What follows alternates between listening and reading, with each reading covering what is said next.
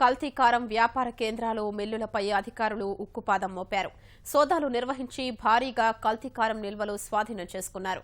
నగర పరిసర ప్రాంతాల్లో 60,000 బస్తాల కల్తీ కారం ఉన్నట్లు అధికారుల ప్రాథమిక అంచనా.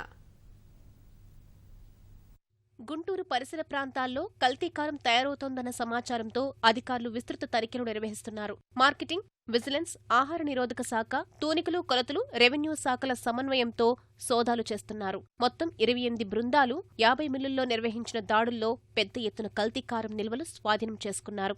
మిర్చి యార్డు చైర్మన్ మన్నవ సుబ్బారావుతో పాటు వివిధ శాఖల అధికారులు కారం పొడి తయారు చేస్తున్న మిల్లుల్లో సోదాలు చేపట్టారు. సాయి సూర్య ట్రేడర్స్ మిల్లు వద్ద తరలించేందుకు సిద్ధంగా ఉన్న 60 బస్తాల కారాన్ని పట్టుకున్నారు. చాలా మిల్లుల్లో ప్రమాదకర వ్యర్థ పదార్థాలు కలుపుతున్నట్టు గుర్తించారు.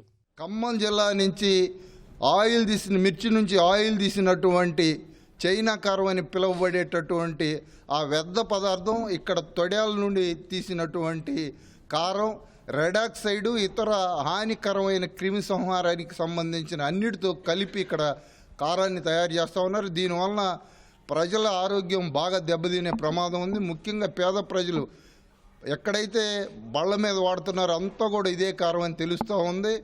ముఖ్యంగా దీనివలన క్యాన్సరు, ఇతర జబ్బులు కూడా వచ్చే ప్రమాదం ఉంది. కాబట్టి ప్రజారోగ్యానికి ప్రమాదాన్ని సంభవించాయి.